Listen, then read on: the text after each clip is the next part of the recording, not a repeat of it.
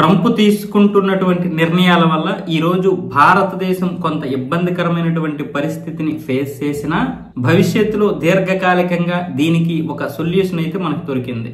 కేవలం ఒక దేశం మీద ఆధారపడకూడదు. అది అమెరికా అయినా, ఆస్ట్రేలియా అయినా, చైనా అయినా, జపాన్ అయినా, ఏ దేశం మీద కూడా ఆధారపడకూడదు ఏ విషయంలో కూడా.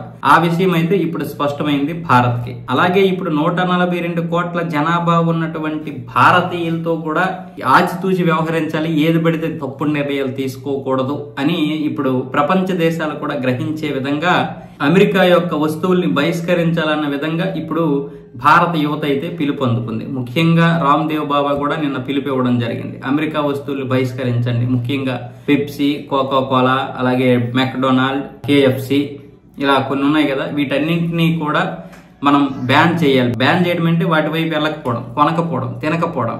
ఒకరోజు చైనాలో కూడా ఇలాగే అయితే చైనా వాళ్ళు ఇటువంటి పిలుపు ఇవ్వకుండానే ఆ ప్రజలందరూ ఏకదాటిగా అమెరికాకి చెందినటువంటి ఏ వస్తువుని కొనలేదు వాళ్ళు. అలాగే ఇప్పుడు మనమేం తక్కువ 142 కోట్ల మంది ఉన్నాం, మనకు అసలు ఇలాంటివి ఏమి ఎక్కట్లేదు. ఇప్పుడు మనం కేఎఫ్సి, మెక్డొనాల్డ్, అలాగే పెప్సీ కోలా ఇలాంటివి ఏమి తినకూడదు, తాగకూడదు, ఏమి చేయకూడదు. దానివల్ల దీని ఎఫెక్ట్ అక్కడ పడుతుంది. అమెరికాకి పడితే అక్కడ ఒత్తిడి పెరుగుతుంది. ఒత్తిడి పెరిగితే సుంకాలు తగ్గిస్తాడు.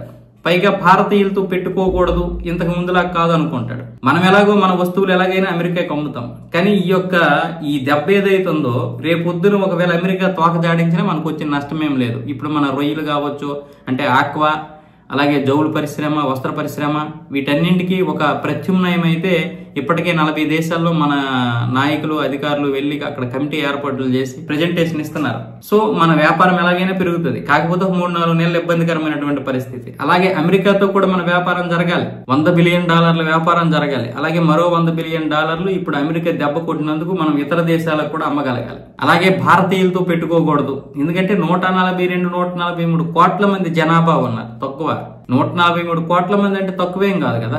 మనం కూడా ప్రపంచంలోనే ఒక 20% జనాభా మంది. కాబట్టి మనం చాలా దృఢంగా ఉండాలి. మనకు వచ్చిన నష్టం ఏం లేదు, మన జనాభే మనకు బలం. కాబట్టి ఇప్పుడు కేఎఫ్సి, మెక్డొనాల్డ్ మూతపడాలి. ఇక్కడ మూతపడితే అక్కడ దాని ఎఫెక్ట్ పడుతుంది. కాబట్టి అందరూ కూడా దయచేసి ఎవరు కూడా కనీసం ఈ యొక్క సమస్య పరిష్కారం దొరికే వరకైనా వెళ్ళకండి, కొనకండి, తినకండి. అవి తినాలనుకుంటే మీరు మిగతా దగ్గరికి వెళ్ళండి, నష్టం లేదు.